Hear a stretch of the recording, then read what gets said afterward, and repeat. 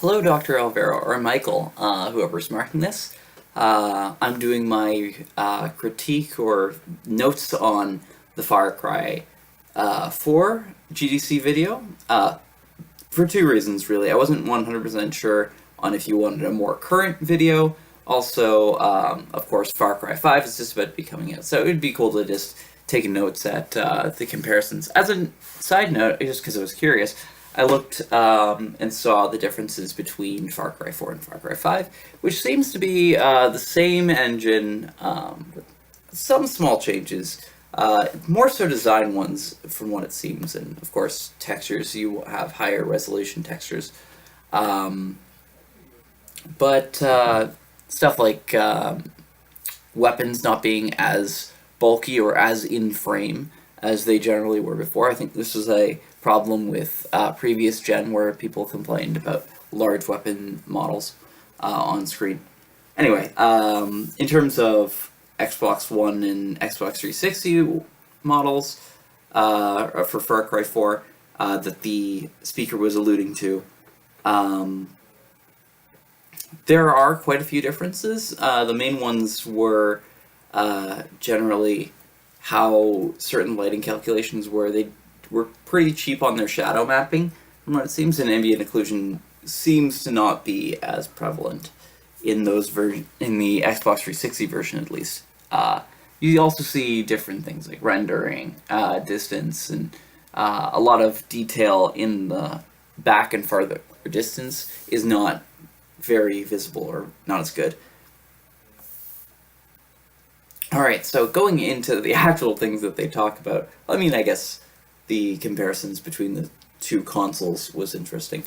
But here we have, sorry, it's jotted down some notes.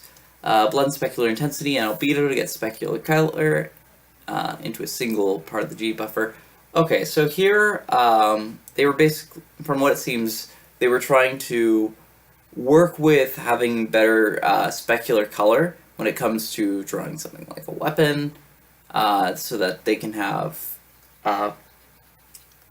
different or more authentic weapons, right? Because you're going to want to have probably a more diffuse, heavy texture here, and then you're going to have a more specular heavy part on the blade here. So from there, basically what they do is they're blending the specular color, the albedo, and the intensity. And I mean, specular color would be probably based on the albedo, which is just the diffuse. But basically blending them together and comprising them into a single item in the G buffer. See, I originally wrote here, G buffer does, that this engine was being used for deferred rendering, or deferred lighting. And that doesn't seem to be the case because they're using ambient occlusion, and ambient occlusion doesn't seem to be something that, or that's not something that deferred rendering can handle. So it seems like they were, of course, just having different parts of the G buffer, so like a different shader, which is then just an outcome, right, of the final product. I think that's the same thing as the Doom paper as well. They kind of had different points of buffers adding on to each other, but not for lighting, it seems. In fact, going back to the Xbox 360 version, it's very interesting how little lighting calculations are actually in that version. So going on from there, there's environmental light, which uses a G buffer of albedo. Normal, doesn't update every frame. Okay, so this is kind of interesting. Thinking about how they do things like specular reflections or water reflections, which is kind of how you'd probably be able to see the things off the coast in the water, so to speak. And this has to do with things like the position of the eye and such, but, you know, it seems like from here, they're not updating every single frame, or at least the albedo and the normal, but they are, of course, updating the lighting. You don't need to, from what I can surmise from what they're positing, they're basically taking only what they need and then updating it once there's a significant difference. And they're probably, I don't know, maybe LARPing it between the two different distances as the player's going, as there's a significant difference. But yeah, it's probably following the position of the eye, but it's still considering the location. Well, I feel like that's not very well explained, but I hope you understand what I'm saying. Okay, so what did I write here next? Occlusion stuff on the side, ambient occlusion, noise relief motion, and different layers for different trees. Okay, yeah. So here, as I'm a modeler for my group, this part interested me the most. And that was basically that for things like trees, they had to watch out how they were rendering these guys, because there's a ton of them in whatever the world of Far Cry 4 is, I can't remember. But it's like a mountainy, tree-y area. And so their trees had quite a lot of vertices to them. Stunning amounts, actually. And it's really interesting how they rendered it all.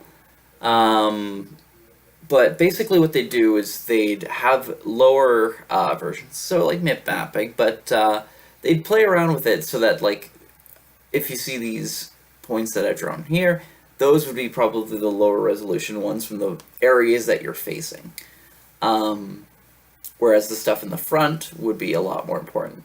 An interesting little bit there is that they'd have color tint from the leaves to make the leaf textures kind of be a little bit different from each other and have that sort of changing fallish look. And that was just probably a random blending variable that changes the leaf diffuse color as depending on when they randomly make the tree.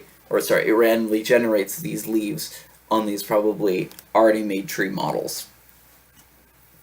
So that's cool. So depth for textures. Of course, since you're in this mountainy area, you're probably going to see a lot of trees probably in the background, and they're probably quite small. So you're not going to need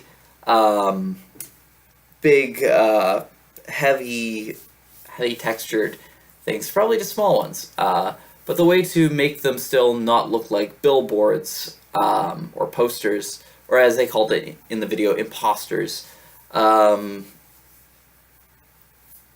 they would do is give them depth and then add a little bit of noise so that they kind of shake around in terms of how the pixels would move. And it actually gives quite a cool effect to that, and makes the trees seem a lot more lifelike and blowing the wind.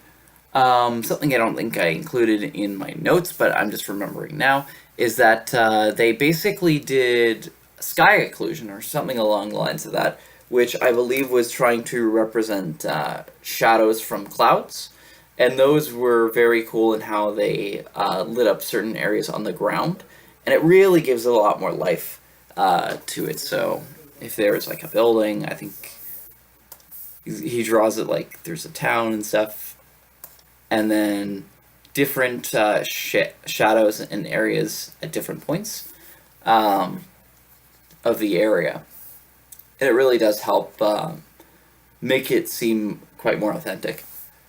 Ambient occlusion, of course, I put this here again because this is where I have the revelation. Oh wait, hold on, they aren't using deferred rendering, because they're using ambient occlusion.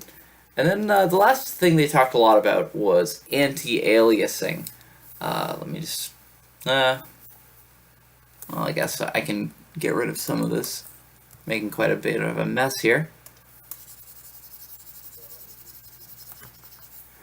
Yeah, and anti-aliasing is basically them making hard edges smoother. And so, although I'm not really great with this specific subject, basically the gist of it is, if you see this, what they're trying to do is make it kind of like this, where they merge the pixels in to make it a lot smoother. So if you had a lot of like hard-edged pixels, they try to merge them with, let's say it's like this. They try to find sort of a middle